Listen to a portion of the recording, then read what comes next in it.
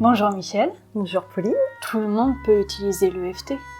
Alors, il y a des contre-indications pour les femmes enceintes, par exemple.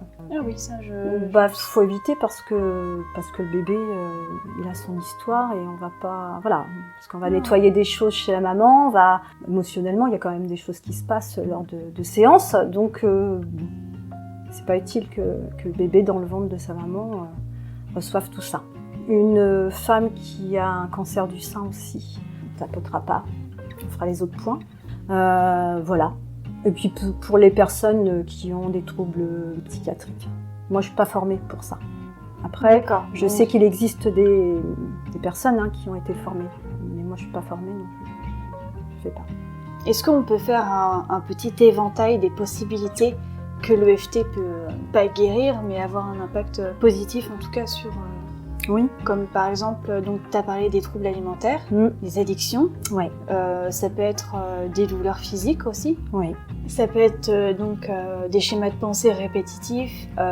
Oui, obsessionnels, tout à fait, oui. En fait, c'est quoi la limite finalement à l'EFT, à part ce qu'on a dit tout à l'heure En fait, il n'y a pas de limite avec l'EFT. C'est ça qui est bien, c'est que la personne, elle vient avec une problématique. Et en fait, par exemple, quelqu'un qui souffre de troubles alimentaires. Donc, première séance, effectivement, on va parler de ça.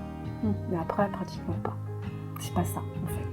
Oui, parce qu'en fait, on va aller fouiller dans les racines. Et l'EFT, ça se fait naturellement.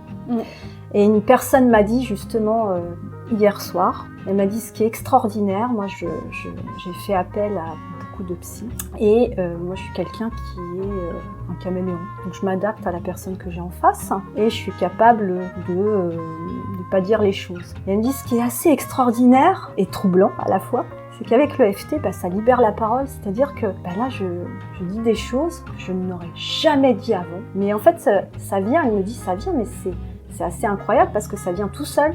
C'est pas comme si j'avais raisonné, j'avais pensé. Ça vient. Je dis ouais, c'est ça l'EFT. Ça vient tout seul. Et là, on peut pas mentir. Plus ça a du mal à sortir et plus c'est que ça doit sortir en fait. Ça. Et c'est excellent. Et c'est vrai que c'est chouette pour ça. C'est vraiment super. Et ça libère vraiment la parole. Est-ce que c'est possible de l'utiliser pour les enfants ? Ah bien sûr, à partir de 3 ans. Okay. Quand l'enfant commence à parler. D'accord. Alors bien sûr, ça va être 2-3 mots, mais c'est très facile avec les enfants. Et puis ça peut être bien en fait qu'ils se sentent écoutés. Complètement. Tout à fait, oui, absolument. J'ai eu un petit garçon de 5 ans il n'y a pas très longtemps. Il se livre, il n'y a pas de souci, quoi. C'est chouette. C'est peut-être plus facile pour eux d'ailleurs. Ouais. Oui, parce qu'à partir de 5 ans, justement, l'enfant il commence à raisonner, à avoir des pensées, la culpabilité commence à ce moment-là. Avant il est dans le moment présent, il se pose pas de questions. Le mot de la fin, venez faire de l'EFT avec Michel. Je valide. Voilà. Merci Pauline. De rien.